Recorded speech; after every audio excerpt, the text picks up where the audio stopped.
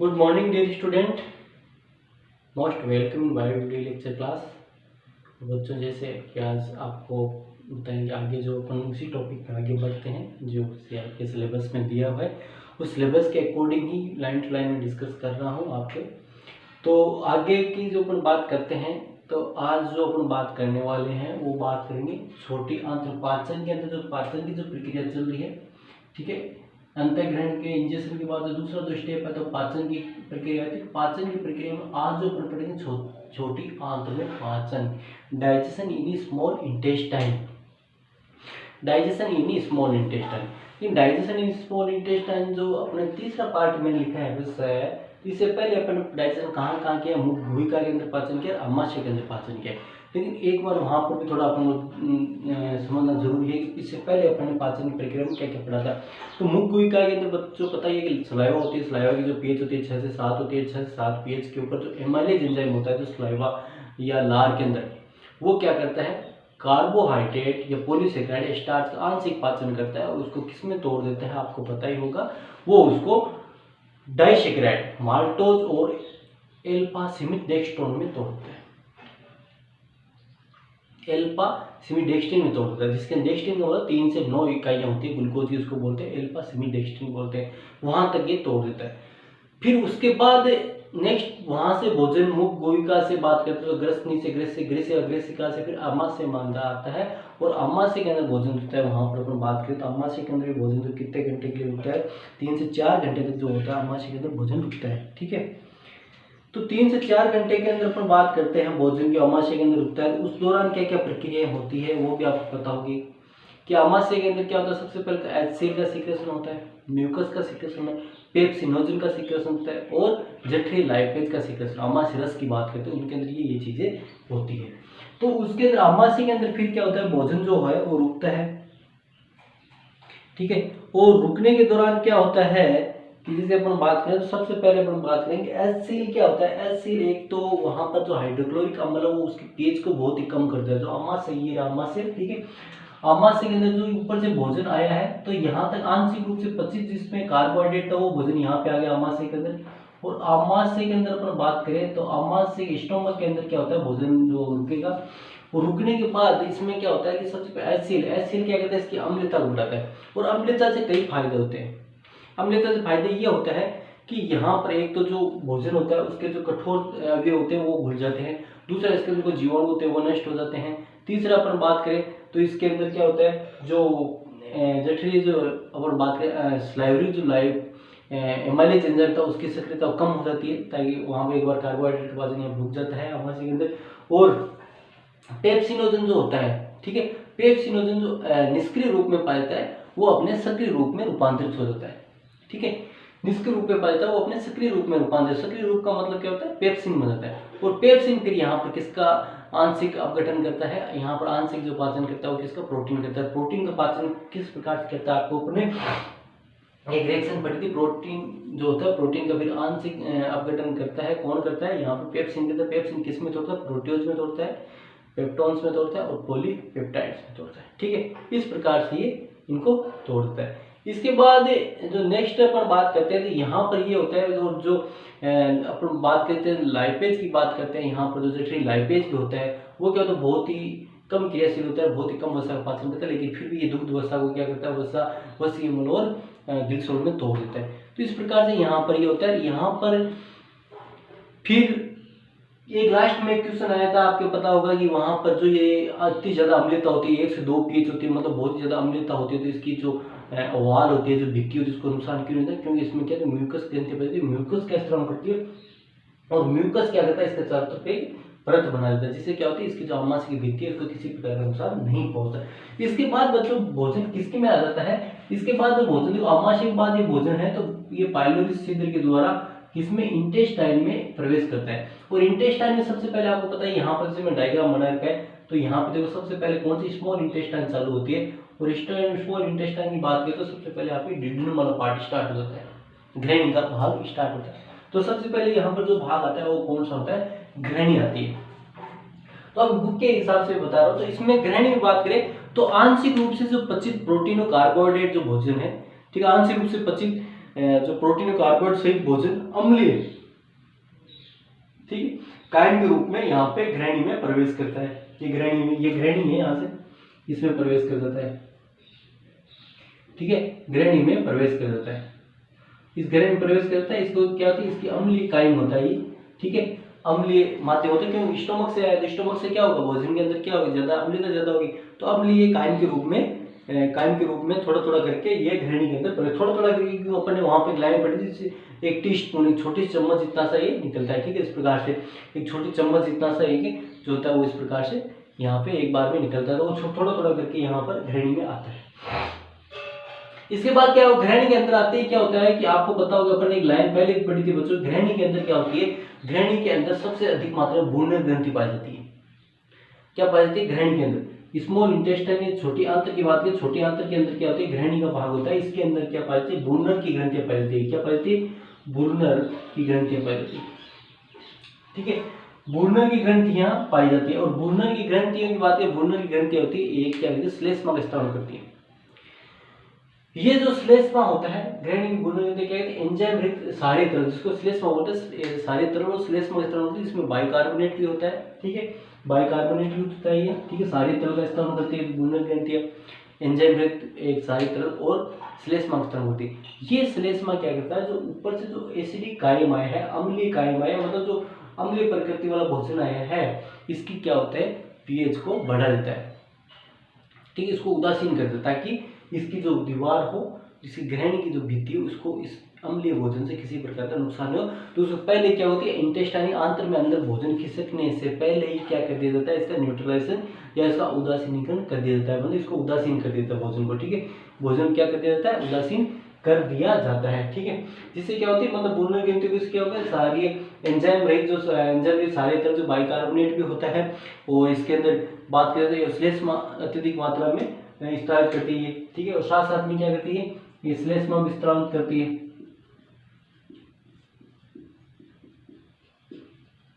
तो इन दोनों से क्या होती है, इसकी जो पीएच होती है, जो माध्यम आया, जो भोजन आया था, ठीक है, जो अम्लीय भोजन आया था, इसकी जो पीएच होती है बच्चों, ये पीएच बढ़ के 8 से 9 हो जाती है, मतलब क्या होती है, सारी हो जाती है। और ये सारी पीएच पर क्या होता है बच्चों, कि इनकी जो भित्ति होती है, ठीक है, इसकी जो भित्ति होती है उसको किसी प्रकार का नुकसान नहीं होता है, इसकी जो भित्ति होती है उसको किसी प्रकार का नुकसान नहीं होता है, ठीक है, इस प्रकार से तो ये होता है। इसके बाद आगे जो बात करते हैं,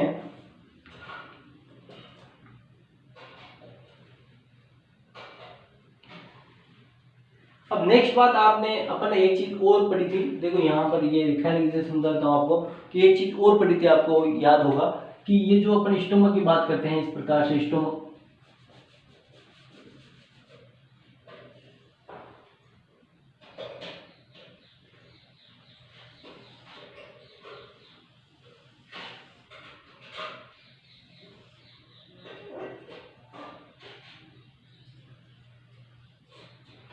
इस प्रकार से स्टोमक की बात करते हैं, और ये घृणी है। तो घृणी के अंदर पता ही है बच्चों, आपको पता ही होगा कि जो पेटो पेनक्रियाटिक, ये पेनक्रियास की जो डक्ट होती है, ठीक है, ये पेनक्रियास की डक्ट है, ये हेपेटिक डक्ट बोलते हैं, और ऊपर से कहाँ से, लीवर से आती है, आपको लीवर और गॉल ब्लैडर से आती है, जो पित्तवाहिनी बोलते हैं इसको, ठीक है, इस प्रकार से यहाँ से यहाँ पे आके दोनों ही क्या होती है, कॉमन रूप से खुलती है, इसको क्या बोलते हैं, हेपेटो पेनक्रियाटिक डक्ट बोलते हैं, ठीक है। हेपेटो पेनक्रियाटिक यहाँ पे इंस्पेक्टर पाया जाता है, वापस आते हैं उसको ओडिगा इंस्पेक्टर बोलते हैं, आपको याद होगा। तो यहाँ पर क्या होती है, ये हेपेटो पेनक्रियाटिक के द्वारा क्या होता है, ऊपर से क्या आता है, देखो इधर से, तो ये गॉल ब्लैडर है, ठीक है, और ये कौन सी है आपको पता होगा, ये कौन सी है, दोनों हेपेटिक डक्ट के जो पित्तवाहिनी है, ये कौन सी है, लेफ्ट और राइट पित्तवाहिनी बोले तो लीवर की पित्तवाहिनी है, ठीक है, इस प्रकार से है ना, इस प्रकार से। तो ये गॉल ब्लैडर से आती है, जिसको सिस्टिक डक्ट बोलते हैं, ठीक है, ये और ये कॉमन हेपेटिक डक्ट है, और दोनों में कॉमन बाइल डक्ट बनाती है, मतलब पित्तवाहिनी बनाती है। पित्तवाहिनी क्या पेनक्रियाटिक डक्ट के साथ मिलकर यहाँ पर खुलती है। इस प्रकार से रचना आपने कितनी बार पढ़ चुके हैं इस चैप्टर में, तो एक एक लाइन आपको समझना बहुत जरूरी है ना, एक एक यहाँ पर एक एक लाइन का अर्थ होता है। एनाटॉमी फिजियोलॉजी का मतलब यही होता है कि आपको सारी चीजें आपको याद होनी चाहिए क्या हो रहा है, ठीक है। तो ये यहाँ से जो क्या होता है, पितरस भी आता है, अग्नाशय। तो यहाँ पर ये क्या कह रहा है कि अपन बात करते हैं घृणी के अंदर, घृणी मतलब इस वाले पार्ट में, घृणी मतलब स्मॉल या छोटी आंत्र का जो पहला भाग होता है, जो मुड़ा हुआ होता है, ठीक है। ग्रहणी के पहले भाग में क्या होता है, पित्रस। पित्रस कहाँ से आता है, लीवर से और गोल ब्लैडर से, पित्ताशय से, और अग्नाशयरस दोनों आके इसमें मिलते हैं, ठीक है। पित्रस और अग्नाशयरस दोनों ही आकर यहाँ पर मिलते हैं, डायग्राम में देखो ना। तो ये भी हम कह सकते हैं यहाँ पर ग्रहणी के अंदर क्या अग्नाशय और पित्रस भी आते हैं, अग्नाशय और पित्रस में उपस्थित। अब क्या होता है, इसके अंदर बात करते हैं अग्नाशय और पित्रस, ठीक है। अग्नाशयरस और पित्रस दोनों के अंदर क्या होता है, बाइकार्बोनेट उपस्थित होता है, ठीक है। बाइकार्बोनेट उपस्थित, और बाइकार्बोनेट क्या करता है, ऊपर से जो और भी भोजन आता है उसको जिसके साथ में मिलकर इसके जो गुलर ग्रंथियों के जो स्त्राव के साथ में मिलकर क्या करते हैं, उसको उदासीकरण उदासीकरण प्रक्रिया करके उसकी मदद करते हैं। मतलब समझ गए होंगे आप कि इसके अंदर अपन बात करते हैं पित्रस की बात करते हैं या बाइकार्बोनेट की बात करते हैं, जो पित्रस और अग्नाशयरस की बात करते हैं। इसके अंदर भी क्या होता है, पित्रस के अंदर बताया आपको बाइकार्बोनेट उपस्थित होता है। तो ये बाइकार्बोनेट क्या करता है कि उसको और उदासीनीकरण क्रिया में मदद करता है, ठीक है। उदासीनीकरण मतलब उसको न्यूट्रलाइजेशन में मदद करता है। इस प्रकार से यहाँ पे ये हो गया। अब बात करते हैं आंतरस में, जो ये सारे के सारे जो होते हैं, जो वह पित्रस है, अग्नाशयरस है, गुलर ग्रंथि, इनको मिलकर जो आंतरस बनता है। इसके आंतरस की बात करें, आंतरस में हमेशा याद रखना, आंतरस के अंदर 99% का तो जल होता है, बुक में नहीं देगा 99%, लेकिन मैं बता रहा हूँ कि 99% मतलब आप जो अत्यधिक मात्रा में जल होता है, कुछ ही मात्रा में क्या होता है, इसमें एंजाइम या जलपघटे, अत्यधिक मात्रा जल और जलपघटे होते हैं। एंजाइम तो बहुत ही क्या, जो पाचक एंजाइम होते हैं बहुत ही कम मात्रा में उपस्थित होते हैं, ठीक है। तो यहाँ पर अपन बात करें, आंतरस के अंदर 99% जल होता है और 1% एंजाइम। इसका जो रंग होता है हल्का सारी होता है। पीएच कितनी होती है आंतरस की, 7.5 to 8 होती है। आंतरस की पीएच की बात करें 7.5 to कितनी होती है बच्चों, 8 होती है। फिर बात नेक्स्ट जो बात यहाँ पर आती है, यहाँ तक कि यहाँ तक आते आते जो अपन बात करते हैं, जो भोजन था, जो आमाशय से था, वो क्या हो गया, चाहे भ्रूण की ग्रंथियों के स्त्राव के द्वारा हो, जो श्लेष्मा और सारी तरल होता है। उसके बाद पित्रस और अग्नाशयरस दोनों ही क्या होते हैं, सारी प्रकृति के होते हैं। तो दोनों ही क्या करते हैं, इसकी उदासीन प्रक्रिया में जो ऊपर से जो आमाशय कायम के द्वारा ये अम्लीय जो भोजन आया था जो ग्रहणी के अंदर, उसको क्या करते हैं, उदासीन करते हैं और उसके अम्लीय प्रभाव कम करके जो उसकी भित्ति होती है उसकी रक्षा करते हैं इंटेस्टाइन की। इसके बाद क्या होती है कि आंतर ग्रंथियों की जब नेक्स्ट बात करते हैं, हमारे जो आगे की बात करते हैं, तो आंतर ग्रंथियों की बात करें तो आंतरस में जैसे हो गया, और ये हल्का हो गया। आंतरग्रंथि इंटरसाइड कोशिकाएं द्वारा पाचक एंजाइम पाचन क्रिया पूर्ण करते हैं। देखो यहाँ पे मैंने लिखा भी है कि आंतरग्रंथि की बात करें, आंतरग्रंथि इंटेरोसाइट, आंतरग्रंथियों के अंदर क्या होती है, कौन सी कोशिकाएं होती है, इंटेरोसाइट कोशिकाएं होती है। आंतरग्रंथि इंटेरोसाइट कोशिकाओं द्वारा उत्पन्न एंजाइम पाचन क्रिया को पूर्ण करने में मदद करते हैं यहाँ पे। तो इसी में क्या होती है, आंत के अंदर क्या होती है, इंटरसाइट सेल्स भी होती है जो क्या पाचक एंजाइम का स्त्राव करती है, वो क्या होती है, पाचन क्रियाओं में पूर्ण करने में मदद करती है। इसी प्रकार से पाचन की जो अधिकांश क्रिया ग्रहणी में होती है, याद रखना। अपन बात करते हैं पाचन डाइजेशन की क्रिया होती है, मतलब तोड़ने का, जो मतलब क्या, पाचन का मतलब क्या होता है, जटिल जो पदार्थ होता है, जटिल पदार्थ को सरल पदार्थों में तोड़ने की क्रिया होती है, पाचन बोलते हैं, ठीक है। तो यहाँ पर पाचन से मतलब है कि जटिल पदार्थों को तोड़ना, कार्बोहाइड्रेट है, पॉलीसेकेराइड, उसको ग्लूकोज तक तोड़ना, ये पाचन की प्रक्रिया है। प्रोटीन है तो उसको जो पॉलीपेप्टाइड से एमिनो एसिड तक तोड़ना, ये पाचन। वसा है तो उसको फैटी अम्ल और ग्लिसरॉल में तोड़ना, ये पाचन है। उसको फिर छोटे छोटे 5 सिकट वसा में कन्वर्ट करना, तो ये पाचन। तो पाचन क्रिया का मतलब क्या होती है, पाचन क्रिया पाचक एंजाइम के माध्यम से होती है। ये जो क्रिया होती है पाचन की अधिकांश क्रिया होती है ग्रहणी में होती है, मतलब ड्यूडेनम पार्ट में होती है, जो छोटी आंत का जो पहला भाग होता है उसी के अंदर ये क्रिया होती है, ठीक है। और आंत के शेष भाग जो बचता है, जैसे हम जेजुनम में और इलियम की बात करते हैं और उनकी बात करते हैं, तो शुद्धांतर, अगर शुद्धांतर की बात करते हैं तो उनके अंदर क्या होती है, केवल और केवल ये आंत के शेष भाग का अवशोषण में भाग लेता है, अवशोषण क्रिया होती है। तो आंत के शेष भाग में क्या अवशोषण होता है। आंतर में लगभग जो भोजन होता है वो 4 से 5 घंटे तक भोजन लेता है, और 4 से 5 घंटे तक रहता है, जिसका मतलब होता है वहां पर क्या होता है, उसका अवशोषण होता है। 4 से 5 घंटे तक क्या होता है बच्चों, उसका अवशोषण होता है, ठीक है। और 4 से 5 घंटे की बात करें, 4 से 5 घंटे के अंदर क्या होगा, उसका अवशोषण होगा।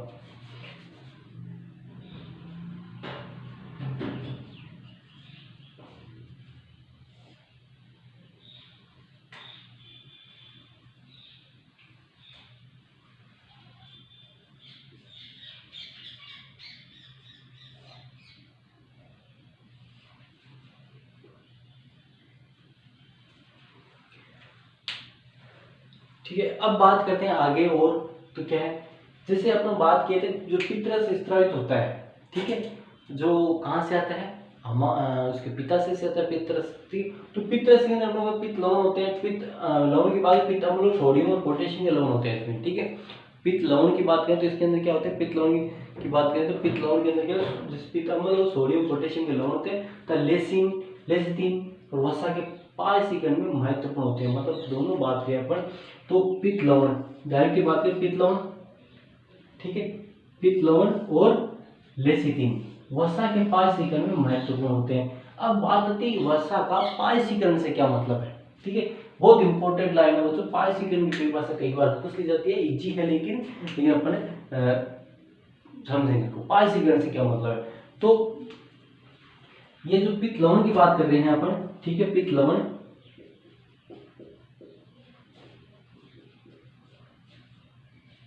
ठीक है, पित्त लवण, पित्त अम्ल हुआ, पित्त लवण के अंदर पित्त अम्ल होते हैं, ठीक है, और सोडियम और पोटेशियम के लवण होते हैं, ठीक है, सोडियम पोटेशियम जो कार्बोनेट वगैरह होते हैं, ठीक है, तो वो भी इसमें लवण भी पाए जाते हैं। तो पित्त लवण की बात करें, पित्त लवण तथा लेसिथिन, लेसिथिन वसा के पाचन में महत्वपूर्ण भूमिका निभाते हैं। कैसे निभाते हैं, ये अपमार्जक के समान कार्य करते हैं। अपमार्जक से क्या मतलब, डिटर्जेंट, डिटर्जेंट समान क्या होता है बच्चों, जैसे कोई कपड़े धोते हैं तो कपड़े धोते हैं किसी प्रकार का मेल लगा हो तो लेकिन साबुन वहाँ अपमार्जक के समान कार्य करती है, वो उसको घोल लेती है, ठीक है। घोलने का मतलब क्या होती है, मान लो किसी प्रकार का कोई दाग लगा हुआ है तो उसको क्या करती है, वो चारों तरफ से क्या करेगी, उसको उसको सोलुबल बना देती है, उसको क्या होती है, उसको विलेय बना देती है, ठीक है, उसको छोटे टुकड़ों में तोड़ती है, पहले तो छोटे टुकड़ों में तोड़ के उसको विलेय बनाती है, विलेय बनाने के बाद क्या होती है, वो उसके बड़े अणु होते हैं वो छोटे अणु में टूट जाते हैं और जल के अंदर विलेय होते हैं, विलेय होकर वो क्या होते हैं, बाहर निकल जाते हैं, इस प्रकार से। तो इसी प्रकार की जो वसा के जो बड़े अणु होते हैं उनको छोटे अणु में तोड़कर उनके चारों तरफ से जल विलेय आवरण बना लेना क्या पारसीकरण कहलाएगा, ठीक है। कैसे कि तेल है, मान लो वसा का मतलब क्या होता है, तेल होती है, तेल क्या पानी के अंदर एब्जॉर्ब हो जाती है, नहीं होती, ठीक है। तो उसको इस प्रकार से आवृत किया जाता है कि वो पानी के साथ में उसका अटैचमेंट हो, या पानी के साथ में वो विलेयता दिखाए। तो विलेयता दिखाने का क्या तरीका होता है, उसको अपन चारों तरफ से पानी की कवरिंग कर दे, या इस प्रकार की चीज का उसको ढक दे, ताकि वो चीज, वो ढकी हुई चीज है जिसको इसको कवर किया है, वो चीज पानी के अंदर विलेय हो, ठीक है। मान लो ये है, ये कोई बूंद है, ये कोई बूंद है, तो उसको अपन इस ऐसे सबस्टेंस से कवर कर देते हैं जो क्या होती है, जल के अंदर बंद बना लेती है, जल के अणु के साथ बंद बनाती है, मतलब जल के अंदर विलीन हो जाती है, अंदर चाहे कुछ भी हो, लेकिन बाहर वाली जो कवरिंग है, बाहर का आवरण है वो जल के अंदर विलीन होता है। तो इससे क्या होता है, इससे लगता है कि ये ओवरऑल चीज जल के अंदर विलीन है, विलीन जब जल वहां से गति करता है तो ये भी उसके साथ में गति कर देती है। क्या होता है, वसा क्या होती है, वसा के बड़े अणु होते हैं, तो वसा के बड़े अणु इंटेस्टाइन से या आंतर से अवशोषित नहीं हो सकते, तो उसको जरूरत है उसको छोटा तोड़े और उसको जल में विलीन बनाया जाए, ठीक है, ताकि वो अवशोषित हो जाए। तो उसके बाद मिसेल में कन्वर्ट किया जाता है। मिसेल में मैं बताऊंगा आपको क्या होता है, लेकिन इससे पहले ये कुछ टर्म्स है वो भी अपन पढ़ेंगे। तो अपमार्जक के समान से मैंने, अपमार्जक क्या करता है, छोटी बड़ी जो दाग होते हैं उसको डिजोल्व कर देता है, उनको विलीय बनाता है, विलीय बनाने के पानी साथ वो निकल जाते हैं, उस प्रकार कार्य करता है। तो यहाँ पर देखो बच्चों, अपन जैसे बात करें तो पित्त लवण की बात करें, पित्त लवण व लेसिथिन के दो भाग होते हैं, ठीक। पित्त लवण की बात कर लेते हैं या लेसिथिन की बात करते हैं, तो पित्त लवण और लेसिथिन के क्या होते हैं बच्चों, अणु के का दो भाग होते हैं। एक भाग होता है ध्रुवीय भाग होता है जिसको पोलर बोलते हैं, एक भाग होता है अध्रुवीय, तो नॉन पोलर पार्ट बोलते हैं, ठीक है। ये ध्यान देना, यहाँ पे ये चीज मैंने बताई दी है ना। पित्त लवण और लेसिथिन के दो भाग होते हैं, दो भाग का मतलब पोलर और नॉन पोलर ऐसे होते हैं, जैसे कोई भी है तो इसके क्या होते हैं, ये देखो ये पोलर है, ये जो है ये ध्रुवीय भाग है इसका, ये अध्रुवीय भाग, ठीक है। ये हेड वाला कौन सा हो गया, ये ध्रुवीय भाग है और ये अध्रुवीय भाग है, ठीक है। तो ये क्या करते हैं इस प्रकार से, देखो ये मान लो तेल की बूंद है, ठीक है, उसको क्या सबसे पहले तो तेल की बूंद को छोटी बूंदों में तोड़ेंगे, ठीक है। छोटी बूंदों में तोड़ने के बाद क्या होती है, ये चारों तरफ से क्या होता है, ये लेसिथिन क्या होती है, इसके चारों तरफ इस प्रकार से कवर कर देते हैं, हेड वाला बाहर है और पूंछ वाला जो भाग है अंदर की तरफ है, इस प्रकार से इसको ढक लेते हैं, इस प्रकार इसको बोलते हैं मिसेल, ठीक है। तो ये ध्रुवीय भाग होता है, ये क्या जल में विलीय होता है, और ये जो भाग होता है ये क्या होता है, जो वसा होती है उसमें विलय होता है। तो ये अंदर वाला भाग है, जो पूंछ वाला भाग होता है, ये तो क्या होता है, वसा का जो बूंद है इससे क्या होगा, अंदर जुड़ जाएगा, इससे घुल जाएगा। और बाहर वाला क्या, जल जल के विलय होता है, तो मान लो बाहर जल तो उसके साथ विलय बना के रहेगा, है ना। तो इसके क्या होता है, इसको रिप्लेंट नहीं किया जाएगा, इसको प्रतिकर्षित नहीं किया, भगाया नहीं जाएगा। जल के अंदर है तो जल के अंदर भी इसको क्या होता है, अंदर अंदर ले लिया जाता है इस प्रकार से।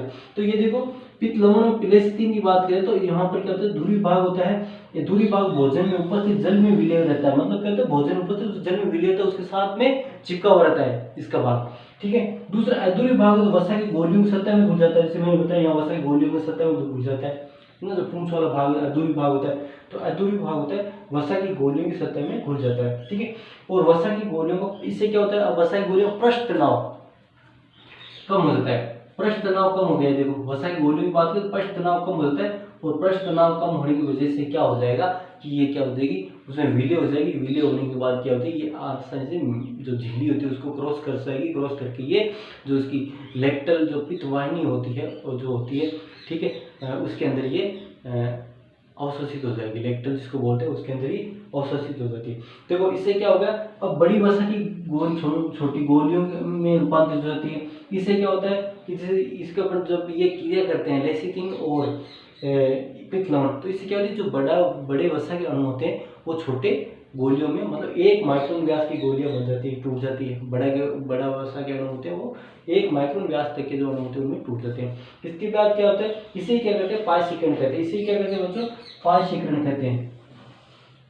सबसे पहले वसा के बड़े अणुओं का छोटे अणुओं में टूटना, ठीक है, किसकी मदद से, लेसिथिन और पित्त लवणों की मदद से, तो इनको क्या बोलते हैं, पायसीकरण कहते हैं। तो पायसीकरण वसा पर एंजाइम तेजी से क्रिया, अब जो पायसीकृत वसा है इस पर क्या होती है, क्योंकि जल के अंदर बाहर से क्या होती है, इसकी जो जल के बाहर के परत पर जल विलय होती है, तो इसके प्रति पायसीकृत वसा छोटी होगी, जो छोटी गोलियां हैं, तो छोटी गोली वसा की छोटी गोलियां, उन पर क्या होता है, एंजाइम तो बहुत ज्यादा सक्रियता से कार्य करेंगे, ठीक है। देखो वसा है और पित्त है, पित्त से क्या बनेगी, पायसीकृत वसा बन जाती है, इसको मिश्रण बोलते हैं। इसका क्या होता है, अवशोषण आसानी से हो सकता है। तो बच्चों आज की अभी तक जो वीडियो की बात करें तो वीडियो के अंदर देखो यहाँ तक जो अपने बातें छोटी आते 5 की पहला वीडियो बनाया, इसके अंदर कुछ और रिएक्शन दिए रखिए जो अपने इस वीडियो में कवर नहीं कर पाएंगे, क्योंकि ज़्यादा जल्दी कवर करेंगे तो अपने हो सके अपने समझ में नहीं आए, तो इसलिए उसको एक अलग से छोटे से और इसके बराबर एक वीडियो अपना और बन जाएगा, उस वीडियो में और बनाएंगे अगला वीडियो के अंदर, कि छोटे आंतर के अंदर वीडियो फर्स्ट और वीडियो सेकंड याद रखना, ठीक है। क्योंकि ये बड़ा है, इसके अंदर कुछ रिएक्शन भी रहते हैं, कुछ अभिक्रियाएं बहुत ज़्यादा आगे की जो है वो जो आग्नाशय रस है उनके द्वारा जो उसके अंदर एंजाइम पाए उनकी जो अभिक्रियाएं हैं तो उनको भी समझना जरूरी। तो यहाँ पर क्या क्या पता है अपन देख लो बच्चों एक बार विशेष तौर से। तो मैं क्या कर रहा हूँ, जो अम्लीय रस जो भोजन आता है आमाशय से वो ग्रहणी में प्रवेश करता है, ग्रहणी में आता है तो वहाँ पर क्या होती है, बुनर ग्रंथि होती है, वो एक क्या सारी पदार्थ श्लेष्मा अवस्था में करती है, तो वो उदासीन कर देती है। और आपको पता है दूसरी अवस्था में यहाँ पित्त रस और अग्नाशय रस का विस्तरण होता है, वो भी क्या करते हैं, इसकी जो पीएच होती है उसको उदासीन करने में मदद करते हैं। फिर क्या करते हैं यहाँ पर, जो अगर आप बात करते हैं आंतररस के अंदर क्या होते हैं, पित्त लवण और जो ये लेसिथिन उपस्थित है, ये क्या करते हैं, जो वसा होती है उसके पाचन में मदद करते हैं। ये क्या करते हैं, जो बड़े वसा की गोलियां होती है उनको क्या है, छोटी वसा की गोलियों में तोड़ते हैं, इसको पायसीकरण बोलते हैं। 1 माइक्रोन व्यास की गोलियों में तोड़ते हैं, इनको क्या बोलते हैं, पायसीकरण बोलते हैं, ठीक है। और पायसीकरण क्या होती है, पायसीकरण छोटी गोलियां बन जाती है, फिर उनके एंजाइम उसमें ऊपर तेजी से गति करते हैं। तो इस प्रकार से ये जो सारी बातें जो आपकी मैंने बुक्स के हिसाब से ही बताइए, आपकी आरबीसी बुक है, क्योंकि लाइन टू लाइन वही बताइए मैंने जो आपकी बुक्स में देखी। अब आगे के वीडियो लेक्चर के अंदर बच्चों को बात करेंगे, इसके अंदर जो कुछ एंजाइमेटिक जो विक्रिया हैं उनके बारे में बात करेंगे, ठीक है। धन्यवाद।